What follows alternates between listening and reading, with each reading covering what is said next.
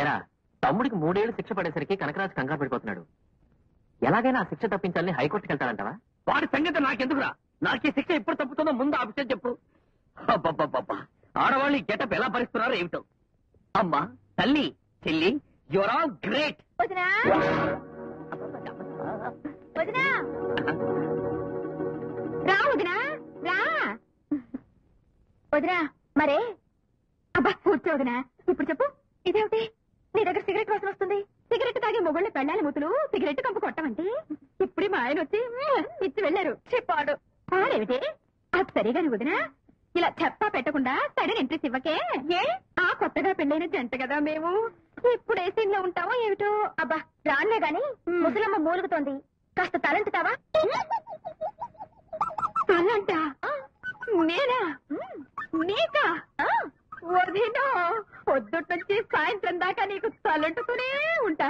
వదినో, ఇక నీకు రుద్దుడే రుద్దుడు. పదోదినా, తొందరగా పదోదినా. నువ్వు స్నానం చేయించడం ఏంట్రా? అదేంటి ఆయన నొరే అంటున్నారు? అది పెళ్ళైనప్పటి నుంచి నేను ముద్దుగా కనిపించినప్పుడల్లా ఆయన నన్ను ఒరే అనడం అలవాటు. మీరుండండి, ఆడాల మధ్య మీరెందుకు? నువ్వు రా వదినా.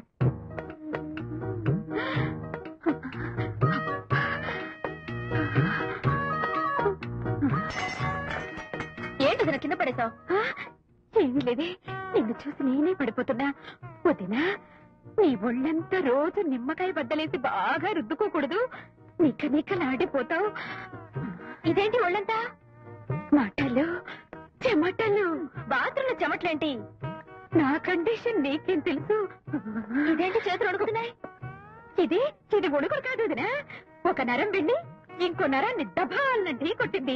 ఆ స్ట్రోక్ అన్నమాట ఇది. నీ చేతులు మరి మొరటుగా ఉన్నాయి వదినా. అంట్లు తోమి ఇలా అయ్యాయి. నీకు రేపు పెళ్ళైతే వదినా నీ చేతులు ఇంతే. అంటే పాలు పొంగుతున్నా త్వరగా రండి. చెయ్యి కాడలేదు, ఇంకెవరినైనా చూసుకోరా. అబ్బా వెళ్ళొదినా, పాలు పొంగిపోతున్నాయట. ఏమో వదినా, తలంటూ స్నానం కదూ, నోరికి చెయ్యి వదిలి రావడం లేదు చూడు. అబ్బా వెళ్ళొదినా. అబ్బా పాలు పొంగిపోతున్నాయి, ఏం చెయ్యాలి? అయ్యయ్యో, గుడ్డ కూడా లేదే. రెచ్చుతా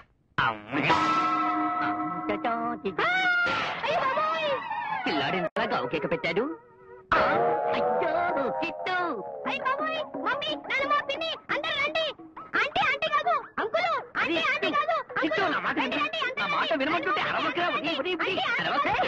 ఏమైందిరా? ఆంటీ కాదు అంకులు, పైన కింద పైన ఆంటీ కింద అంకుల్. ఏమీ లేదు బుల్లదినా, ఇందాక పిల్లాడు నన్ను వంటగదిలో చూడకూడని పరిస్థితిలో చూసి తలుచుకున్నాడు. సాయంత్రం ఆసుపత్రికి తీసుకే.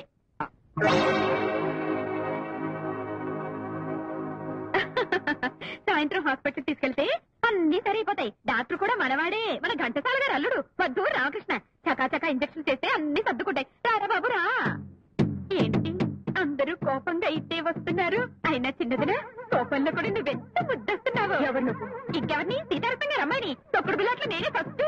కొట్టడంలో నేను ఫస్టే. అయ్యో నానమ్మా, ఇప్పటిదాకా నాకు తలంటి పోసాడే. ఏమిటి? మా సిస్టర్ కి తలంటి పోస్తావా?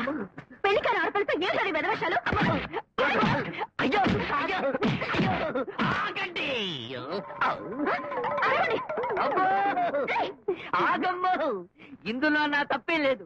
నీకోసం మా వాడు నా చేత ఈ ఆడవిషం వేయించాడు. నా కోసమా? అవును తల్లి, వీడు నిన్ను ప్రేమించాడు.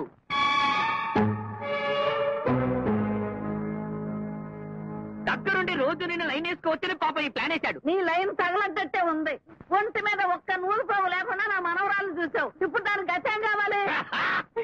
ఒక్క పైసా కట్టం లేకుండా నీ మనవరాన్ని నేను పెళ్లి చేసుకుంటా. ఇష్టపడద్దు. నాకు ఇష్టమే. అదిగో పట్టదండ,